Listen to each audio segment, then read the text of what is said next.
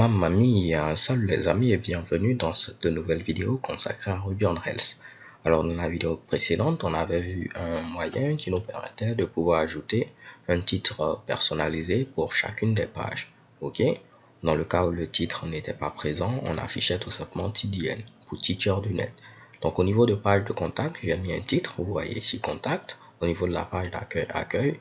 Mais si je viens sur une page qui n'a pas ici de titre, vous voyez, on met ici TDN. Et comment on avait fait cela? On avait déclaré une variable page title, par exemple au niveau ici de la page d'accueil, au niveau de contact également une variable page title, et au niveau du layout, on vérifiait si cette variable là elle était présente, alors on l'utilisait, dans le cas contraire, on mettait ici TDN. Un autre moyen de le faire, c'était par exemple au niveau du contrôleur, au niveau de chacune des actions, de spécifier cette fois-ci le page title. Je m'explique, ici, vous avez vu qu'on a déclaré la variable au niveau de la vue.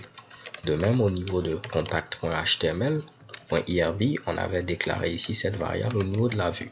Donc, j'enlève la déclaration qui est présente au niveau de la vue. Et au niveau de page contrôleur, au niveau ici de l'action home, c'est à ce niveau qu'on va déclarer la variable page title. Et comme je vous l'ai dit, si vous déclarez une variable d'instance, c'est-à-dire une variable qui commence avec arrobase, elle sera disponible au niveau de la vue. Et vu qu'elle sera disponible au niveau de cette vue, et cette vue est insérée à l'intérieur du layout, le layout pourra avoir accès également à cette variable-là et l'utiliser. Donc ici, je pouvais dire pour la page d'accueil, ce sera ici page title qui vaut ici accueil. Et je pouvais faire de même pour contact. Donc je copie ceci. Au niveau de la page de contact, je remplace ceci par contact. Maintenant, au niveau des actions où je n'ai rien mis, lorsqu'on va vérifier, au niveau du layout, on verra que page title n'est pas défini pour ces pages-là. On utilisera ici TDN. Donc, je viens à ce niveau, j'actualise. Vous voyez, j'ai toujours TDN.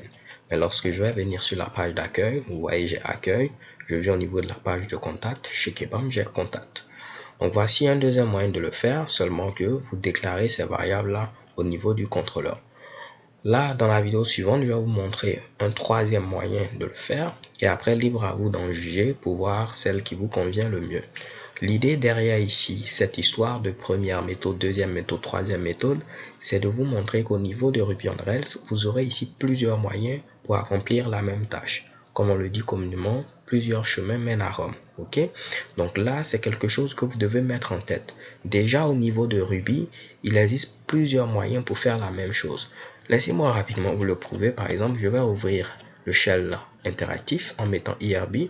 Pourquoi pas, je vais utiliser CMDOR parce que là-bas, c'est beaucoup plus grand et je crois que vous allez beaucoup mieux voir. Donc, je vais déplacer ceci. Je mets IRB.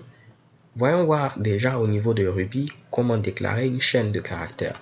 Je vous l'avais montré, il fallait mettre ici les doubles cotes et mettre par exemple votre chaîne de caractères. Pas de problème, vous avez une chaîne de caractères. On pouvait mettre aussi les same cotes et on met ceci, on a une chaîne de caractères. Je pouvais mettre aussi triple cotes comme ceci et j'aurai aussi une chaîne de caractères. Je vous le prouve, si je mets un point classe, vous voyez c'est une chaîne de caractères.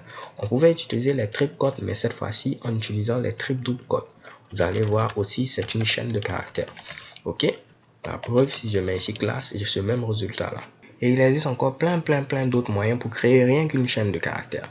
Ok?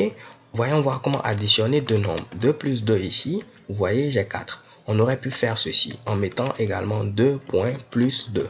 Vous allez voir, j'aurai le même résultat 4. On aurait pu faire la même chose en mettant 2 points send. Je mets ici plus comme ceci. Et je rajoute ici 2.